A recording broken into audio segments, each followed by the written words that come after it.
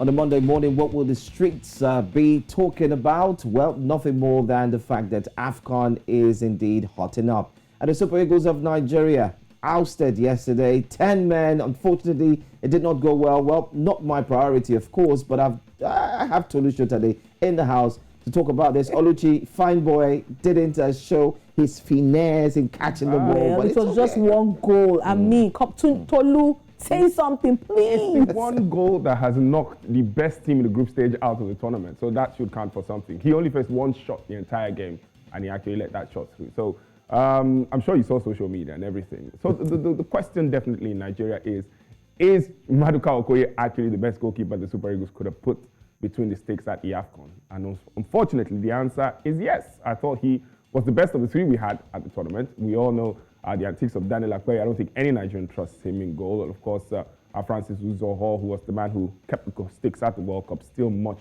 maligned. But I think at the end of the day, I think for the Super Eagles, what will hurt them the most is the fact that they didn't particularly play badly, but they also didn't particularly play too well. It felt like the Tunisians had the Super Eagles well found out. Wing play has been what has really favored the Super Eagles throughout the tournament. I think everyone that the Super Eagles has played, with the exception of the Tunisians, have been very, very much stretched by Nigeria's best player at the tournament, Moses Simon. But against the Tunisians, at some point, he was double-teamed, even triple-teamed at a point. Once the Super Eagles were clipped and were not able to play from out wide, it brought the very big problem that even Gernot Rohr, the former Super Eagles manager, had alluded to, the fact that there are not so many creative players in the middle of the park for the Super Eagles. And so when they couldn't play out wide, it just felt like there was no way through the middle. They tried to reinvent and brought Alex Iwobi on, and unfortunately he was supposed to come on and be the creative hub, maybe play the number 10 role, but he barely spent 10 minutes on the pitch before he got red carded for what at that point maybe emotional Nigerians could have thought that it was a little bit harsh, but when you watch it again, you probably have no complaints about that card. But you have to give credit to Tunisia, one of the better teams on the African continent. There was a lot of talk about the fact that they've got a lot of COVID cases in the team. But I think one thing Nigerians forgot is they had those COVID cases in the first week of the tournament. They obviously didn't update anyone as to what the situation was with their players. And that was very, very smart, because at the end of the day, most of the top players the Eagles thought were not going to play actually did play, Joe. So look, that's the big question. That's one question I was asking, because there were lots of statements that, 8 players. We even saw the newspapers down here say Eagles to play Tunisia to play without 8 players. But to our surprise, we saw these players on the football pitch. So one question I'm going to ask you is, was this a tactical approach towards the emotional intelligence of the coach, the Nigerian coach, and the Nigerian players as well? I don't think it was. I think if you care to dig a little, which I did before the game, by the way, if you read through Tunisian papers, everyone knew that those players would be fit. The big problem was they weren't sure whether or not they'd be up to speed. You know, when you do have COVID-19, it has a way of taking its toll on you. So the big question in Tunisia wasn't about the players not playing. Most of the players who were reported in Nigerian press as having tested positive for COVID-19 tested positive on the very first week of the tournament. So they missed the first 2 games, and they were eligible to return on the third. But I think for some reason, the Tunisians kept them back because obviously they felt they could navigate the third game in the group.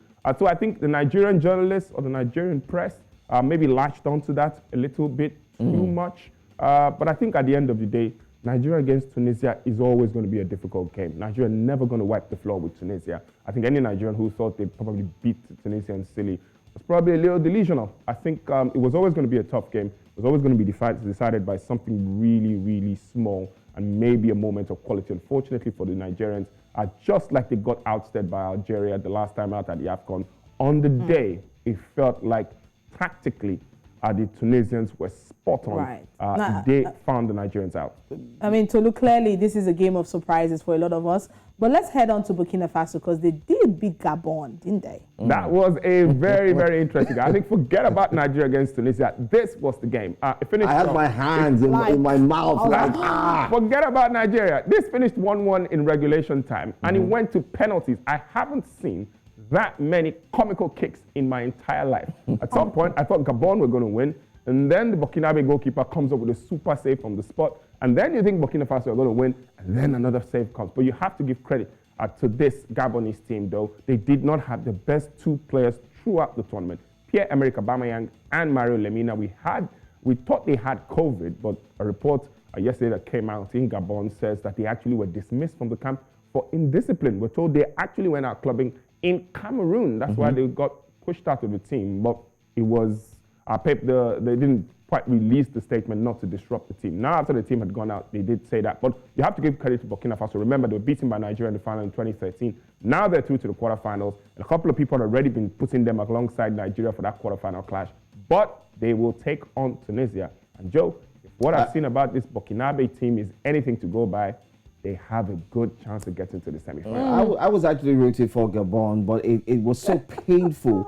That chance to end that game, score that penalty, I could tell the fears, the cries from the coach's face. He was like, he couldn't even look up. He was down. He was saying, no, like literally. As big as that goalpost looks, when you're taking a pressure penalty, it looks really small. Anyway, all the best to all the winners. I want to say it's been fantastic. Thank you so much, Tolu. Thank you. But Tolu, before you go, can you just give us the results that you have? Yeah, so like we said, Burkina Faso are through. They defeated Gabon 7-6 in penalties after they finished 1-1. Burkina Faso missed the penalty in regulation time before scoring. And of course, Nigeria famously losing to Tunisia 1-0. Social media still agog. Tolu, I would have asked you a question, but I think I'll let you go. I know that 12:30 AFCON Express will come. That question was, they received a phone call. It's trending online. Who picked the call? It's okay. Thank you so much.